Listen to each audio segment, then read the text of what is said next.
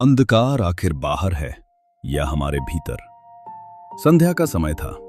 आश्रम के पीछे बहने वाली नदी पर सूर्य की अंतिम किरणें बिखर रही थीं। पक्षियों का कलरव धीरे धीरे शांत हो रहा था। वातावरण में एक अद्भुत स्थिरता थी।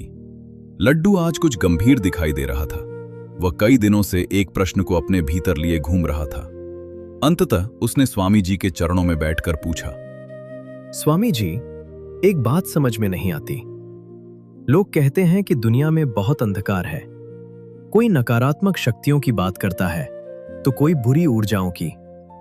क्या वास्तव में अंधकार बाहर है या हमारे भीतर? लड्डू, पहले यह समझो कि अंधकार कोई वस्तु नहीं है। जिस प्रकार ठंड कोई स्वतंत्र वस्तु नहीं बल्कि ऊष्मा की कमी है, उसी प्रकार अंधकार प्रकाश की अनुपस्थिति है। अब प्रश्न यह है कि प्रकाश कहाँ है? यदि प्रकाश भीतर है तो बाहर का अंधकार तुम्हें प्रभावित नहीं कर सकता। लेकिन यदि भीतर ही दीपक बुझा हुआ है तो दोपहर का सूरज भी तुम्हें अंधेरा लग सकता है। तो क्या जो लोग डरावने अनुभव बताते हैं वे सब भ्रम होते हैं? नहीं, ऐसा भी नहीं कहूंगा। मनुष्य का अनुभव बहुत जटिल है। कुछ अनुभव मनोवैज्ञानिक होते हैं, कुछ भावनात्मक, कुछ आध्यात्मिक और कुछ ऐसे भी होते हैं जिनका उत्तर अभी विज्ञान के पास नहीं है। लेकिन एक बात निश्चित है, जिस व्यक्ति का मन भय से भरा है वह हर छाया में खतरा देखेगा, और जिसका मन शांत है वो तूफान में भी आकाश देख लेगा। स्वामी जी, मुझे कभी कभी ऐसा लगता है कि लोग मेरे बारे में सोच रहे हैं, मेरी चर्चा कर रहे हैं, मेरे विरुद्ध हैं। तब मन भारी हो जाता है। हो सकता है कुछ लोग वास्तव में ऐसा कर रहे हों, लेकिन उससे बड़ा प्रश्न ये है कि तुम अपने भीतर क्या कर रहे हो। दुनिया में 1000 लोग तुम्हारी आलोचना करें, उससे उतनी हानि नहीं होगी जितनी एक व्यक्ति करे, और वो एक व्यक्ति तुम स्वयं हो। जब तुम स्वयं को दोष देने लगते हो, स्वयं को छोटा मानने लगते हो, तब भीतर अंधकार जन्म लेता है। तो क्या अंधकार विचारों से बनता है? अंधकार केवल विचारों से नहीं बनता, वो विचारों, स्मृतियों, इच्छाओं और भय के गठबंधन से बनता है। एक अपमान, एक असफलता, एक टूटा हुआ संबंध, एक अधूरी इच्छा, यदि उन्हें समय पर समझा ना जाए तो वे मन में घर बना लेते हैं। फिर मनुष्य वर्तमान में नहीं जीता, वो अपने ही अतीत की छाया में जीने लगता है, और यही अंधकार है। लेकिन स्वामी जी, कुछ लोग बहुत सफल होते हैं फिर भी दुखी दिखाई देते हैं। ऐसा क्यों?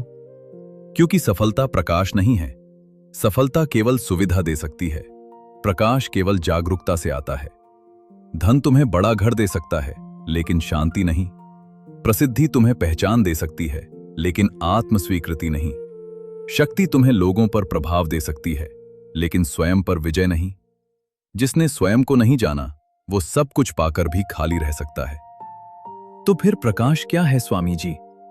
प्रकाश है स्वयं को स्पष्ट देख पाने की क्षमता, अपनी कमजोरियों को स्वीकार करना, अपनी गलतियों से सीखना, अपने भय को पहचानना और फिर भी जीवन से प्रेम करना।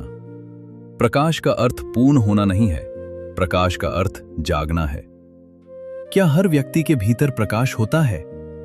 हाँ, जैसे हर बीज में वृक्ष छिपा होता है, वैसे ही हर मनुष्य के भीतर प्रकाश छिपा होता है। समस्या ये नहीं कि प्रकाश नहीं है, समस्या ये है कि हम अपना ध्यान अंधकार पर अधिक देते हैं। एक छोटा सा दीपक पूरे कमरे के अंधेरे को मिटा सकता है, लेकिन पूरा कमरा मिलकर भी दीपक की लौ को अंधकारमय नहीं बना सकता।